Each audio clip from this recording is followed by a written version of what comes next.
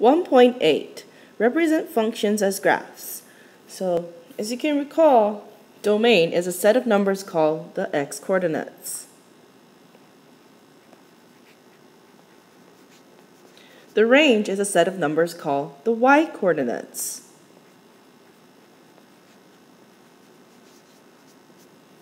Function, remember, is a pairing of inputs with outputs such that for every input there is exactly one output. So use a graph to represent a function. You're given a table.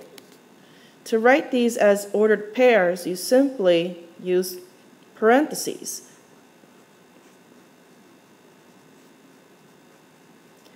To plot these ordered pairs, or simply points, on a graph, you need to draw the x-axis and the y-axis.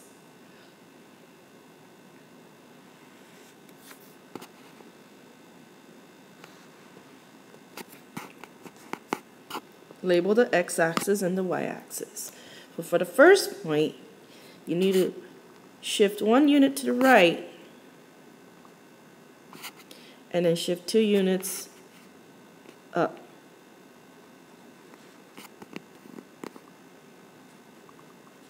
For the second point, shift 2 units to the right and 3 units up. For the last point, 1, 2, 3, 4 units to the right and 5 units up. 1, 2, 3, 4, 4 here.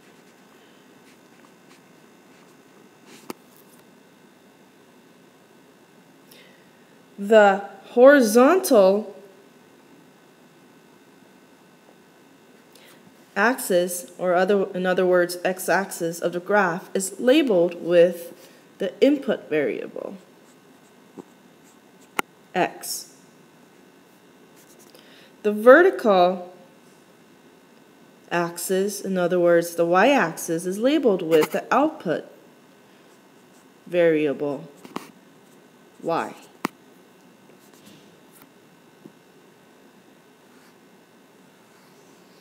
Ways to represent a function. Verbal rule. The output is 1 less than twice the input.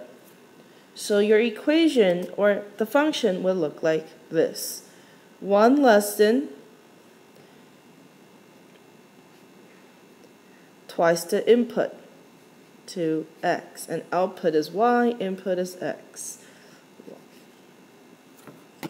Okay, and to make a table of points, you can just select the first 4 points, say 1, 2, 3, and 4 as your inputs, and find your outputs.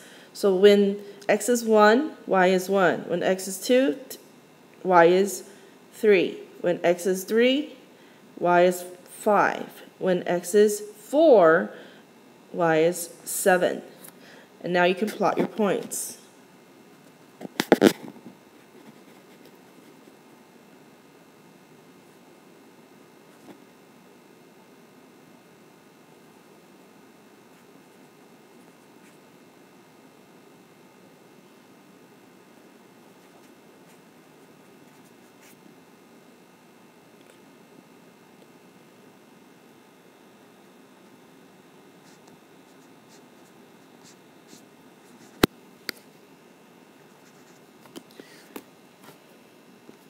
Guided practice, part A.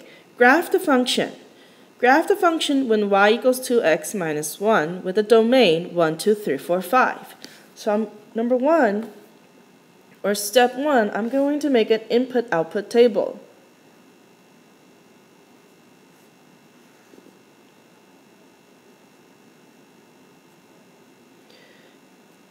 When x is 1, y is 1. When x is 2, y is 3. When x is 3, y is 5. When x is 4, y is 7. When x is 5, y is 9. So here we have 1, 1.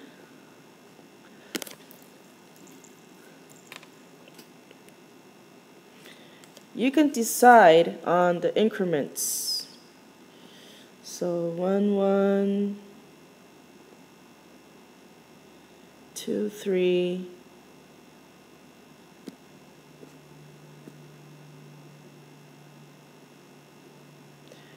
3, 5,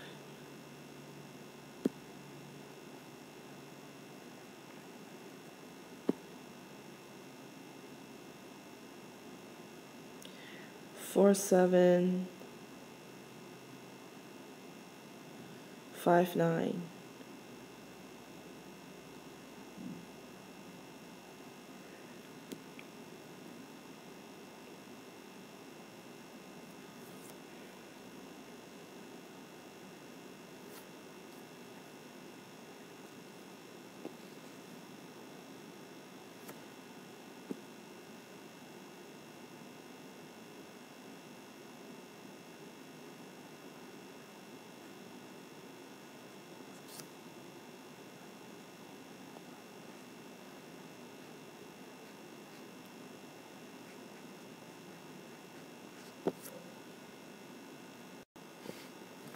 Part B, write a function rule for a graph.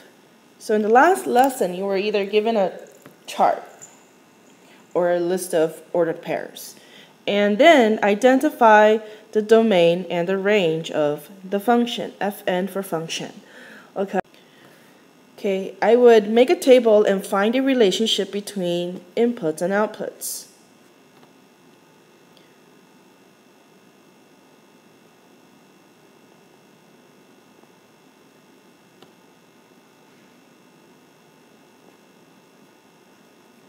Okay, again, we do the same thing. I see a difference of 1 for the first 2 points. So I'm going to write a rule.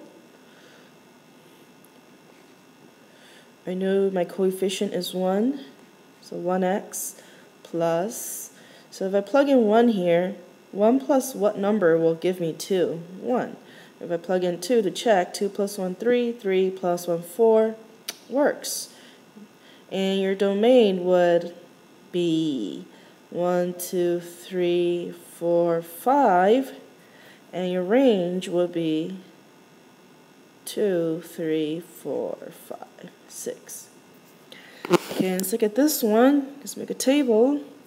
Your points should be 1, 2, 3, 4, and then 10, 15, 20, 25. Okay, let's find the difference. Got 5, got 1. Okay, write a function rule. Okay, so 5x. 5 times 1 is 5. 5 plus 5 will give me 10. Let's check it with the second point. 5 times 2 is 10, plus 5 will give me 15. 5 times 3, 15, plus 20. Well, 5 plus 5 will give me 20, excuse me. And that's our function rule. And to list the domain,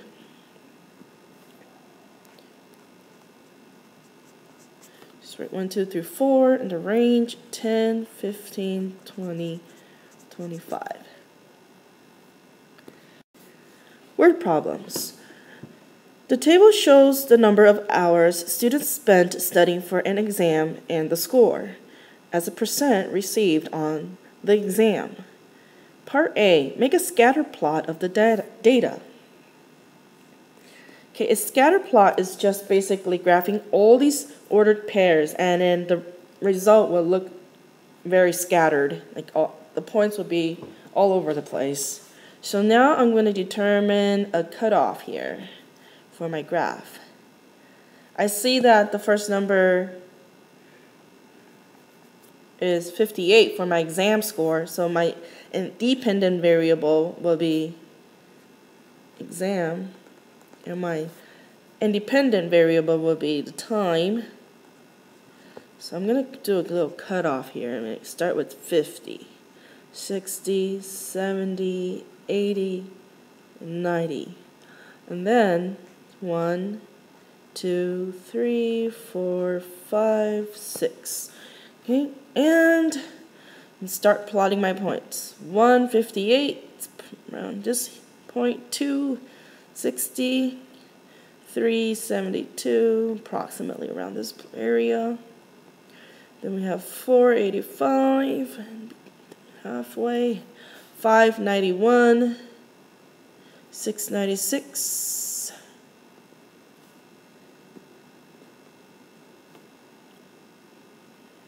and then 794. 794 is around